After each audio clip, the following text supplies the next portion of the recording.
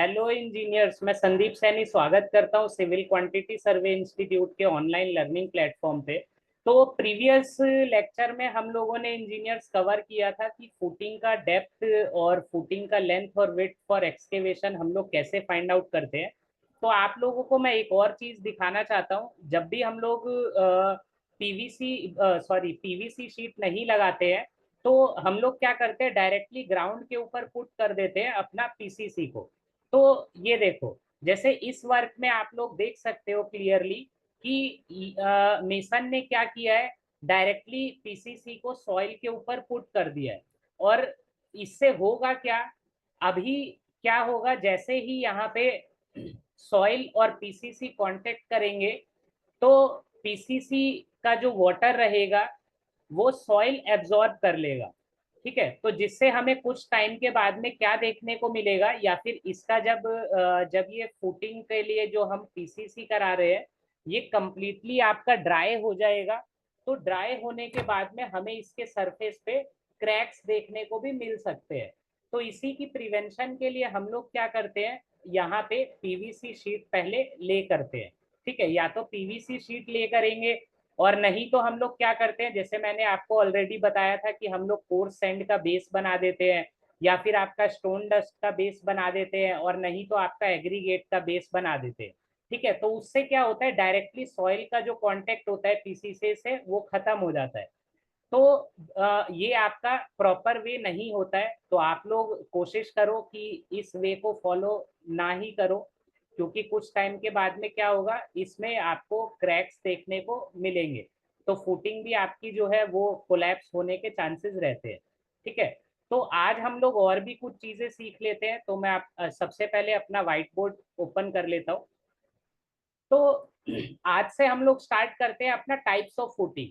तो types of footing generally हम लोग जो देखते हैं कंस्ट्रक्शन में, हमारा डिफरेंट डिफरेंट टाइप्स का फुटिंग होता है। जैसे प्लेन फुटिंग हो गया, प्लेन फुटिंग में हमारा जो शेप्स रहता है आपका रेक्टेंगुलर शेप हो गया या फिर स्क्वायर इन शेप रहता है। तो हम लोग कैसे डिसाइड करें कि हमें पाइल फुटिंग यूज करना है, या फिर आपका राफ्ट फुटिंग यूज करना है, या फिर हम लोग प्लेन फुटिंग की तरफ ही जा सकते हैं, या फिर कंबाइंड फुटिंग रहेगा। तो इसके लिए क्या होता है, सबसे पहला जो हमें टेस्ट कराना होता है जिसे हम बोलते हैं सॉइल बेयरिंग टेस्ट।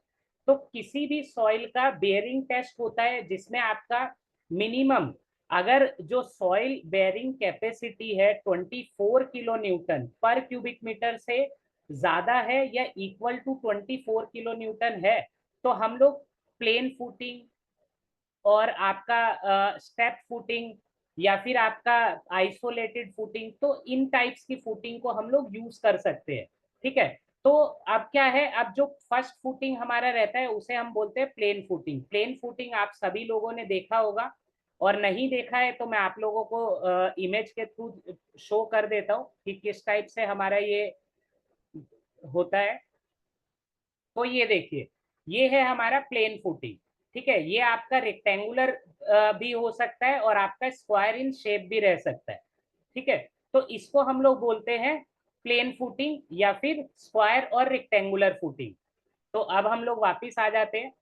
अब सेकंड जो फुटिंग रहता है, हाँ, तो ये जो होता है एसबीसी आपका 24 किलो न्यूटन, तो 1 न्यूटन जो रहता है वो हमारा 101 ग्राम्स के बराबर रहता है, या फिर इसे हम बोल सकते हैं कि 0.101 केजी आपका 1 न्यूटन रहता है। सेकंड फुटिंग आता है हमारा स्टेप फुटिंग। तो स्टेप फुटिंग को भी कास्ट करने के लिए हमारा सेम ही प्रोसेस रहता है, बस इसमें क्या होता है, आपकी जो फुटिंग होती है वो 2 या फिर 3 स्टेप्स में हमारी कास्ट होती है। तो इसका भी मैं आप लोगों को एक इमेज दिखा देता हूँ। तो स्टेप फुटिंग जो रहता है हमारा, वो जनरली आपका, 1 मिनट का टाइम दो। यस, तो ये देखिए, ये है हमारा, ये वैसे हमारा कंबाइंड स्टेप फुटिंग है। तो अगर ये इसको हम लोग सेपरेटली कास्ट करेंगे तो ये हमारा क्या होगा, स्टेप फुटिंग। हम लोग इसको सेपरेट स्टेप फुटिंग भी बोल सकते हैं, क्योंकि ये बॉटम में जो है, बॉटम में आपका कंप्लीट राफ्ट आ गया है, और टॉप पे हमारा एक सेपरेट फुटिंग टाइप का दिख रहा है। तो ये फर्स्ट और ये सेकंड, 2 स्टेप में ये हमारा फुटिंग बनता है, तो इसको हम लोग बोलते हैं स्टेप फुटिंग। ठीक है, तो स्टेप फुटिंग के बाद में हम लोग देख लेते हैं और चीजें हमारी क्या है। जो कि देखिए स्टेप फुटिंग जो होता है वो मोस्टली हम लोग कहाँ पे यूज करते हैं, जहाँ पे हमारा अगर हम लोगों को हाई राइज बिल्डिंग कास्ट करना है, या फिर सब स्टेशन प्रोजेक्ट पे हमें मोस्टली देखने को मिलती है, जहाँ पे हमें टॉप पे जो है हमारा बहुत ही ज्यादा लोड मींस टावर वगैरह इरेक्ट कराने हैं हमें, तो वहां पे हम लोग मोस्टली इस फुटिंग को यूज करते हैं। अब थर्ड फुटिंग जो रहता है उसको हम बोलते हैं आइसोलेटेड और टेपर्ड फुटिंग। तो ये भी जो स्टेप फुटिंग के लिए जो हमारा सॉइल बेरिंग कैपेसिटी रहेगा वो सेम रहेगा 24 किलो न्यूटन पर क्यूबिक मीटर, इससे ज्यादा या फिर इक्वल टू 24 किलो न्यूटन। ठीक है। अब हमारा रहता है नेक्स्ट आ जाता है हमारा आइसोलेटेड और टेपर्ड फुटिंग। जैसे कि हमें नाम से ही पता लग रहा है टेपर्ड। टेपर्ड क्या होता है, आपका स्लोप टाइप का फुटिंग।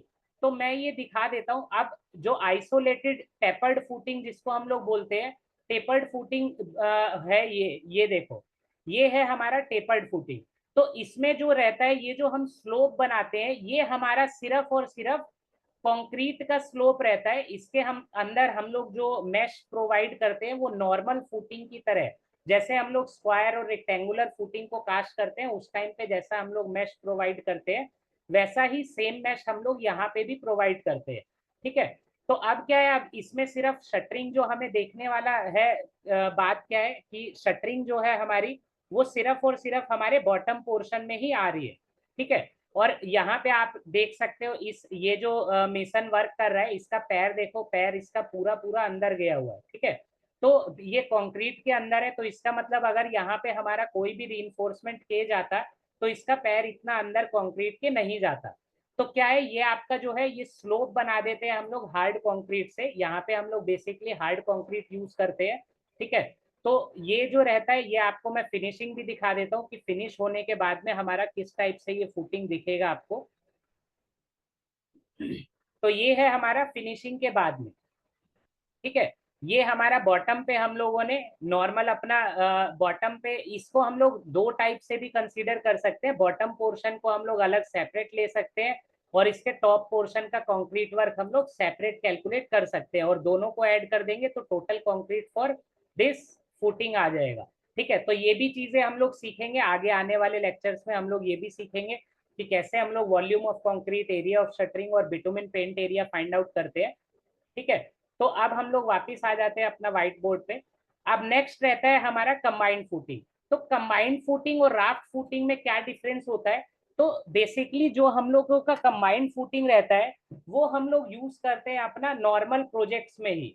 लेकिन जो हमारा राफ्ट फुटिंग रहता है उसको हम लोग जनरली यूज करते हैं अपना, मोस्टली जो यूज करते हैं आजकल जितनी भी हाई राइज बिल्डिंग्स बन रही है उसमें मोस्टली जो फुटिंग यूज होती है वो होता है आपका राफ्ट फुटिंग।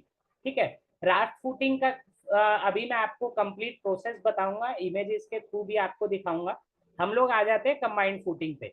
तो कंबाइंड फुटिंग हम लोग वहां पे यूज करते हैं जहां पे हमारा नॉर्मल सॉइल बेरिंग कैपेसिटी रहता है 24 किलो न्यूटन पर क्यूबिक मीटर। बट इसमें क्या होता है, हम लोग कंबाइंड फुटिंग क्यों यूज करते हैं, जब भी हम लोगों के पास में एक्स्ट्रा फुटिंग को कास्ट करने के लिए स्पेस अवेलेबल नहीं होता है, तो हम लोग क्या कर देते हैं, एक दो फुटिंग, तीन फुटिंग या फिर चार फुटिंग को एक साथ कंबाइन कर देते हैं। बस बट कंबाइन करने का एक आपका वो रहता है कि अगर हमारा वर्टिकल साइड में हम लोग फुटिंग्स कास्ट कर रहे हैं तो हमारा जो फुटिंग रहेगा वो आपका कॉम्बिनेशन वर्टिकली ही रहेगा। मींस अगर हमारा फुटिंग ये वर्टिकली जा रहा है तो हम लोग सिर्फ और सिर्फ वर्टिकल फुटिंग्स को ही कंबाइन करेंगे एक साथ। और अगर हम लोग हॉरिजॉन्टल कास्ट कर रहे हैं, फुटिंग्स को इस टाइप से कास्ट कर रहे हैं, तो हम लोग क्या करेंगे, हॉरिजॉन्टली ही सारी फुटिंग्स को कंबाइन करेंगे। ऐसा नहीं होता है कि यहाँ पे हम लोगों ने वर्टिकल भी कर दिया और यहाँ पे हमने हॉरिजॉन्टल वाले को भी कंबाइन कर दिया। ठीक है। तो हम लोग क्या करते हैं, सेपरेट सेपरेट भी अगर हमारे पास कोई भी सेपरेट फुटिंग कास्ट करने की जगह नहीं होती है तो हम लोग कास्टिंग करते हैं, यूज करते हैं हम लोग कंबाइंड फुटिंग को। ठीक है। तो कंबाइंड फुटिंग हमारा कैसा लगता है, कैसा दिखता है कास्टिंग होने के बाद में, ये हम लोग देख लेते हैं।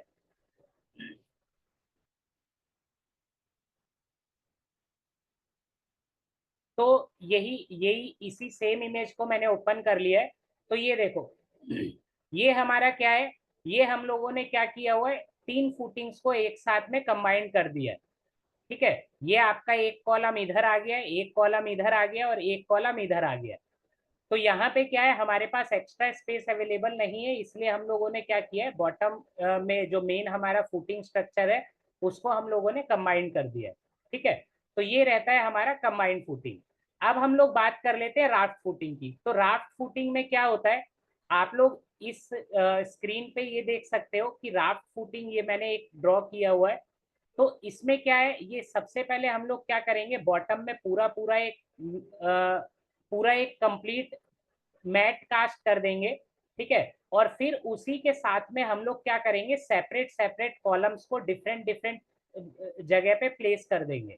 बट एक कॉलम से दूसरे कॉलम का मिनिमम डिस्टेंस 3 मीटर और मैक्सिमम डिस्टेंस 5 मीटर का हमें फॉलो करना होता है। ठीक है, क्योंकि मिनिमम आपका जो डिस्टेंस बिटवीन टू कॉलम्स रहता है वो 3 मीटर्स और मैक्सिमम 5 मीटर्स रहता है। तो यहाँ पे देखो, यहाँ पे सेपरेट सेपरेट हमारे कॉलम्स है। ठीक है, तो अब ये जो फाउंडेशन, ये जो हमारा फुटिंग रहता है, इसको हम लोग मोस्टली जो यूज करते हैं हाई राइज बिल्डिंग्स में, या फिर जहाँ पे हमारा वाटर टेबल थोड़ा सा हाई है, या फिर जहाँ पे हमारा सॉफ्ट सॉइल है। तो ऐसी जगह पे जहाँ पे आपका soil bearing capacity less than 24 और मिनिमम 18 किलो न्यूटन पर क्यूबिक मीटर रहना चाहिए, वहां पे हम लोग क्या करते हैं, इसको यूज करते हैं राफ्ट फुटिंग को। तो राफ्ट फुटिंग के लिए जो हम लोग एक्सकेवेशन करते हैं वो हम लोग कैसे करते हैं, तो ये देखो यहाँ पे हम लोग क्या करेंगे, हम लोग ट्रेपेजॉइडल शेप में कंप्लीट इसको एक्सकेवेट करते हैं। क्योंकि हम लोग कहाँ पे कास्ट करेंगे, अगर हमारा सॉफ्ट सॉइल है, जो कि हमें पता है कि वो सॉइल अगर हम लोग यहाँ पे एक्सकेवेट करेंगे तो जो अनएक्सकेवेटेड सॉइल है वो हमारा फॉल हो सकता है हमारे एक्सकेवेटेड एरिया पे। तो वहां पे हम लोग इस फुटिंग को कास्ट करेंगे, तो हम लोग क्या करेंगे, इसके बीच में जहां पे हमारा ये वर्किंग एरिया रहेगा, इसके बीच में हम लोग क्या करेंगे, बैरियर क्रिएट कर देते हैं। अब बैरियर्स हम लोग कैसे क्रिएट कर देंगे, बैरियर हम लोग कैसे क्रिएट करेंगे, उसको हम लोग बोलते हैं अपना सोरिंग प्रोसेस। तो सोरिंग प्रोसेस में हम लोग क्या करते हैं, जो हमारा सॉइल, जो हमारा सीमेंट के खाली जो बैग्स रहते हैं उसके हम लोग, उसके अंदर हम लोग क्या करेंगे, एक्सकेवेटेड सैंड को फिल करके यहाँ पे हम लोग क्या करेंगे, रख देंगे। ठीक है, मीन्स हम लोग क्या करेंगे, मिट्टी को दबा देंगे। हम लोग यहाँ पे जब उसको सैंड बैग को रखेंगे तो सॉइल ऑटोमेटिकली यहाँ पे दबेगी। तो उसकी वजह से क्या होगा, जो हमारा एक्सकेवेटेड एरिया है, जो हमारा वर्किंग एरिया है, वहां पे वो सॉइल नहीं गिरेगी। ठीक है, और कहीं कहीं पे क्या होता है, जहां पे भी हम लोगों का नॉर्मल सॉइल होता है लेकिन हाई राइज बिल्डिंग बनना है, तो वहां पे हम लोग नॉर्मली अपना एक्सकेवेशन करते हैं इस शेप में। ठीक है, तो अब क्या है, अब मान लेते हैं कि हमारा किसी भी बिल्डिंग में बेसमेंट भी बनना है। ठीक है, बिल्डिंग में अगर हम लोगों का बेसमेंट बनना है तो हम लोग क्या करेंगे, इसी के चारों तरफ रिटेनिंग वॉल को कास्ट कर देंगे। तो रिटेनिंग वॉल क्या करेगी, सॉइल को रिटेन करेगी। ठीक है, और वाटर को भी रिटेन करेगी। अगर यहाँ पे एक्स्ट्रा वाटर कंटेंट है इसके अंदर तो वो क्या है, वो हमारा एंटर नहीं हो पाएगा हमारे मेन स्ट्रक्चर के अंदर। तो इन्हीं सब चीजों की प्रिवेंशन के लिए हम लोग क्या करते हैं, रिटेनिंग वॉल कास्ट कर देते हैं। वैसे भी जहाँ पे भी हम लोग अपना जनरली बेसमेंट को कास्ट करते हैं, वहां पे हम लोग क्या करते हैं, चारों तरफ रिटेनिंग वॉल को कास्ट कर देते हैं। ठीक है, तो ये हमारा प्रोसेस रहता है राफ्ट फाउंडेशन का। अब और भी बहुत सारे प्रोसेस रहते हैं, जैसे हम लोग क्या करते हैं, शॉर्ट पाइलिंग कर देते हैं। ठीक है, शॉर्ट पाइलिंग में क्या होता है, हर एक तरफ हम लोग क्या करेंगे, जैसे ये हमारा एक्सकेवेटेड एरिया है, तो मैं आप लोगों को एक इमेज के थ्रू दिखाता हूँ शॉर्ट पाइलिंग क्या होती है।